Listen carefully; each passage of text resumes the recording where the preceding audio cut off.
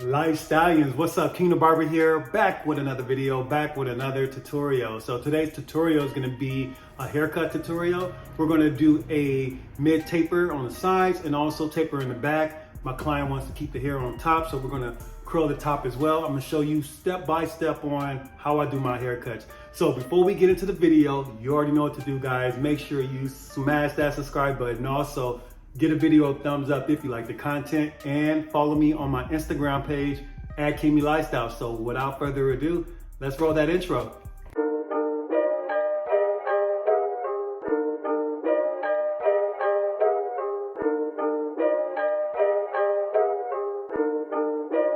Beats by King.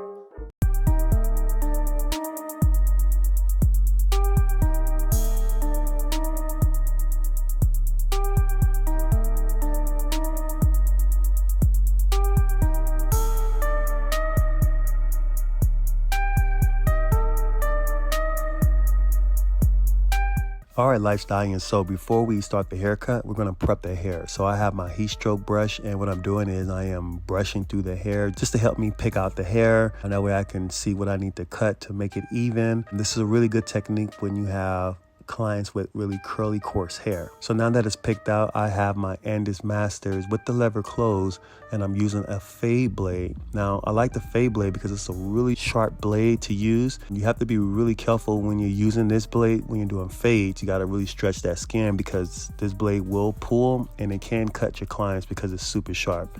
But in this case, it's a really good blade to use when I'm sculpting afros and flat tops.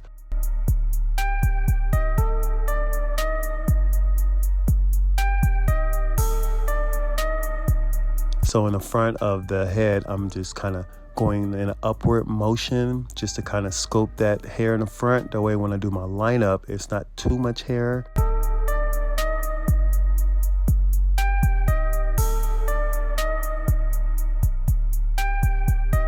So with my trimmers, I am starting my first bald guideline, and make sure you don't set your guidelines too sharp with your trimmers because it can be hard to get out later. And so in the back, I am also setting the first bald guideline. And then we're going to work our way to the other side, and we're going to use the shaver. Now with the shaver, I'm going underneath that first bald guideline, just right underneath it because I don't want to go too high with it. So with the trimmers, I'm just going back over it one more time just to flick out that shaver line out. Now with my Oster fast feed with the lever open, I am starting the first skyline. And then what I'm also doing is I'm going to close the lever as well, and I'm going to just start blending out that bottom line. So I like to just blend it out right away. We're going to work our way on the back, and we'll get that first skyline. And then we're going to close that lever, and then we're going to flick out that bottom line. And then I also raised up the lever as well as I go higher up on a fade, but we're fading it all out.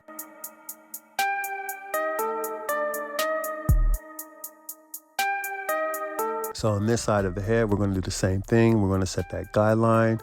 And then once we set that guideline, then we're going to close the lever, and then we're going to start flicking out that bottom line. The bottom line, which means from the trimmer line to the clipper line. So we're going to just get rid of that line. So now I have my Rebels with my Andis fat blade on it. I like using this fat blade because I don't like using guards. So we're just making that second guideline. And then what we do is we'll blend that out as well. And as you can see, I'm using my comb, and I'm blending that second guideline into the rest of the hair. It just makes the fade so much easier to do when I'm doing this. And I also have this smaller comb because I like to get in those little tight areas, especially when you're doing tapers and low fades. Using that smaller comb is so much easier because you can get in those little areas. So what I'm doing with my fast feeds again, I'm just detailing on the little lines that I might have missed, and I'm using my taper comb to get in those little tight areas. And so we're going to do the same thing in the back. We're going to create that second guideline. It's going to be the second guideline from the fade to the rest of the hair. And then we're going to close the lever, and then we're going to blend it out.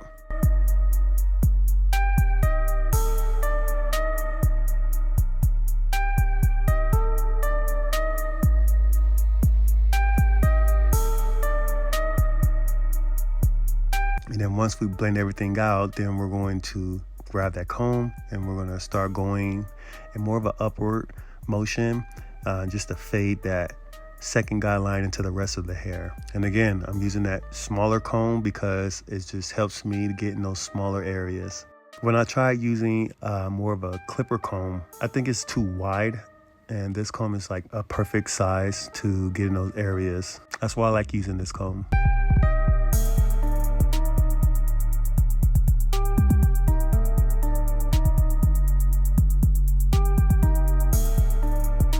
So on this side of the hair, we're going to do the same thing. We're going to create that second guideline, and then we're going to close the lever, and then we're going to blend it out, and then we're going to start doing a clipper over comb to fade in the rest of the hair. That way you don't have to use too many guards and you stretch that fade too long and it just looks weird. That way you can keep your face nice and tight.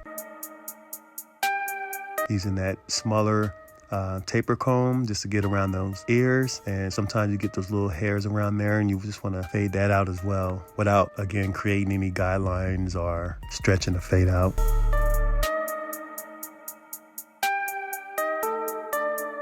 So with the fast feeds, I'm just taking that taper comb and I'm just detailing the hair. So any spots I might have missed, I like to get that out. So with the shears, these are 7-inch shears, and what I'm doing is I'm just sculpting the hair out just a little bit, just cleaning it up. I like using the 7-inch shears. The reason why is because it's a longer shear and you can, reach a lot more instead of me using like a smaller shear, like a 5.5 or maybe even a 6 is okay, but I like the 7, especially when I'm sculpting afros and flat tops.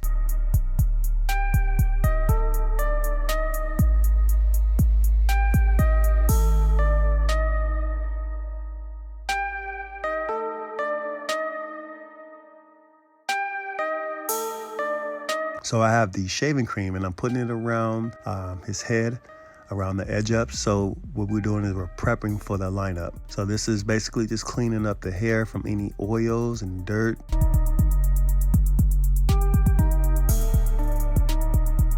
So with the blow dryer, what I'm doing is I'm just combing the hair downwards.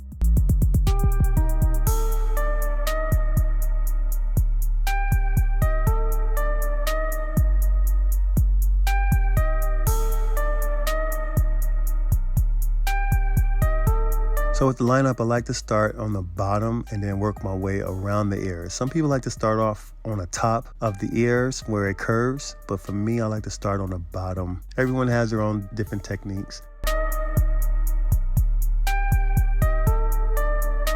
So again, I'm starting from the bottom and then I'm gonna work my way around the ears. And then I also like to use that taper comb too, to just clean up around those ears as well, if I might have missed anything. So with my lineups, I like to start from the sides first. I work from the sides, get that nice and even, and then we'll start on the top.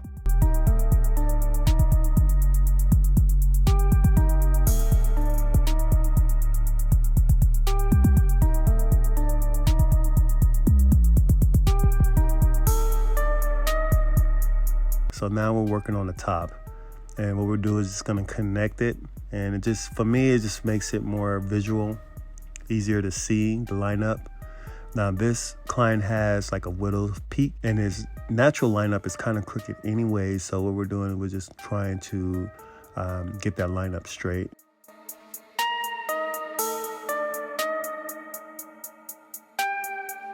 So we're gonna use some enhancements. I'm actually using the Tune 45 and this is the dark brown enhancements. Probably my favorite color to use. Pretty much can go with any hair.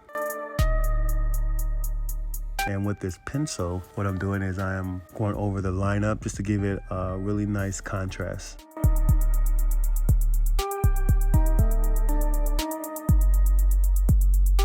So with my razor, I have my client lean back and we're just going over that lineup. And when you're doing your lineups, make sure you stretch that skin.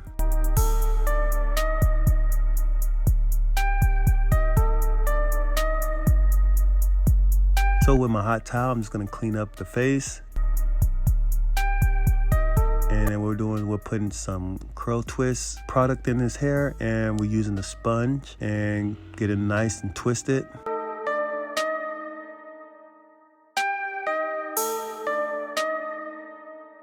And there it is, guys. The haircut is complete.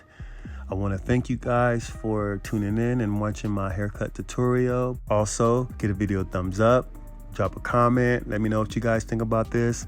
And until then, I'll see you guys on the next video.